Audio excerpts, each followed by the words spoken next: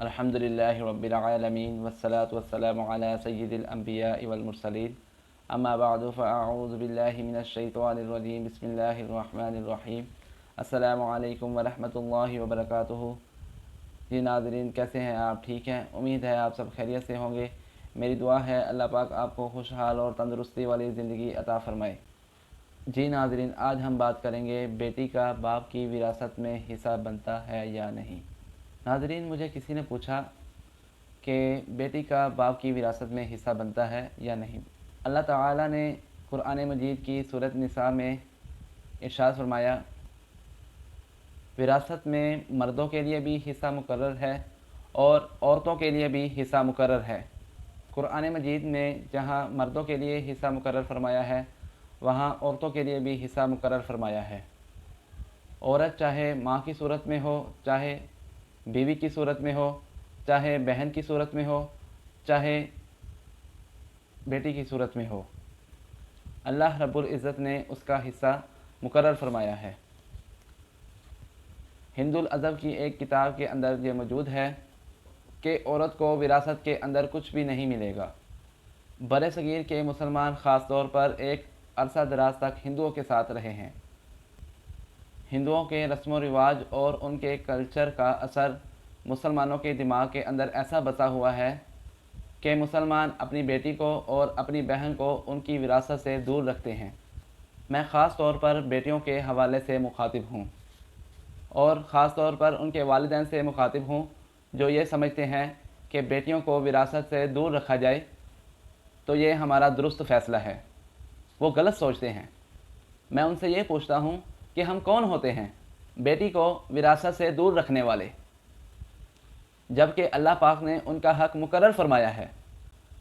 बेटे हमारे कौन सा सोने का चम्मच हमारे मुंह में डालते हैं और कौन सा हमें इसमें ज़्यादा सवाब मिलता है कि बेटियों को हम विरासत से दूर रखते हैं और सारी जायदाद हम बेटों में तकसीम कर देते हैं। सुनिए, यकीनन क़यामत वाले दिन हमसे पूछा जाएगा और कब्र में इस अमल की वजह से हमें सुकून नहीं मिलेगा। नबी करीम सल्लल्लाहु अलैहि वसल्लम ने इरशाद फरमाया कि जो कोई शख्स किसी वारिस को उसकी विरासत से दूर रखता है, अल्लाह ताला क़यामत वाले दिन उसे जन्नत से ही महरूम कर देगा। मैं उन वालिदैन से मुखातिब हूँ जिन्होंने ये पेशा ही बना लिया है बेटी को हिस्सा ही नहीं देना। ये बेटी ही होती है जो चारपाई पकड़कर रो रही होती है और मरने के बाद इसाले सवाब करती है। और मैंने ऐसी बेटियों के भी किस्से पढ़े हैं कि जो गुर्बत के बावजूद कमेटियां डालकर अपने माँ बाप का सालाना ख़त्म दिलवाती हैं, इसाले सवाब करती हैं।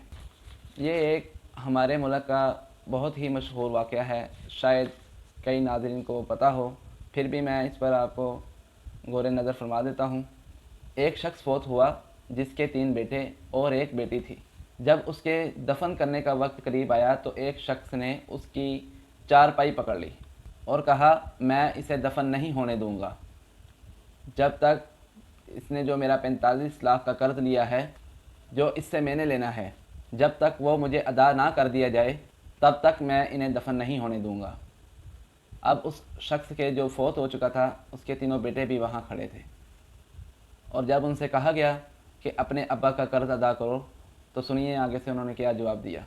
हालांकि उनके हिस्सों में करोड़ों की जायदाद आई थी, लेकिन उन्होंने कहा हम इनका कर्ज़ नहीं अदा कर सकते।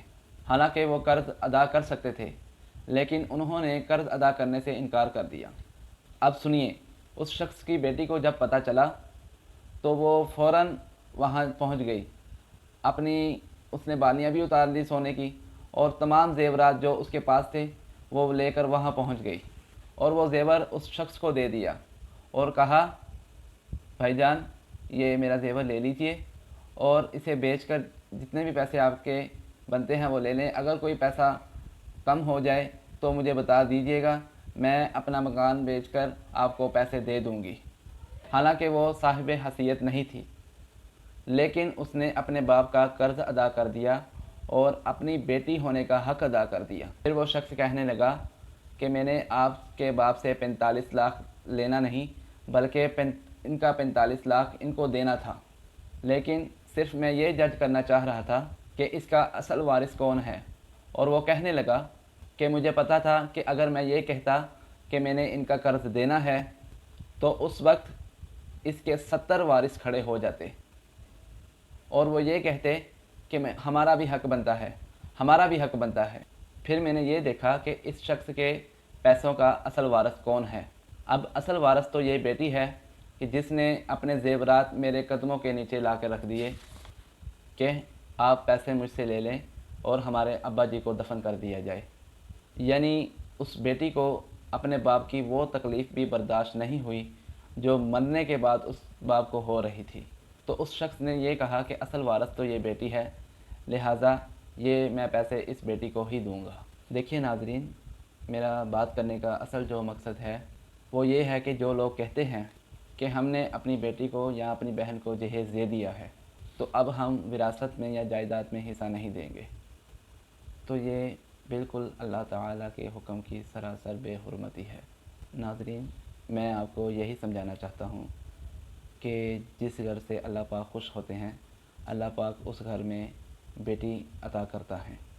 میری ویڈیو بنانے کا اصل جو مقصد ہے وہ یہ ہے کہ اپنی بہنوں کی یا اپنی بیٹیوں کی قدر کریں۔ بیٹیاں پیار ہی دیتی ہیں، بیٹیاں یا بہنیں اپنے بھائی کا یا اپنے باپ کا کبھی بھی برا نہیں سوچ سکتی۔ تو آخر میں آپ سے یہی بات کروں گا، اگر آپ لوگوں نے میرے چینل کو سبسکرائب نہیں کیا تو پلیز میرے چینل کو سبسکرائب کریں اور بیل آئکن نوٹیفیکیشن کو کلک کریں۔ بیل آئکن نوٹیفیکیشن کو کلک کرنے کا آپ کو یہ فائدہ ہوگا کہ میری آنے والی تمام ویڈیوز آپ کو مل سکیں گی۔ دعا ہے اللہ پاک عمل کی توفیق عطا فرمائے۔ اپنے اس خادم کو دیجیے اجازت، ملتے ہیں انشاءاللہ العزیز ہم اگلی ویڈیو پہ، تب تک کے لیے دیجیے مجھے اجازت۔ السلام علیکم ورحمۃ اللہ وبرکاتہ، وآخر دعوانا ان الحمد للہ رب العالمین۔ اللہ آپ کا حامی و ناصر۔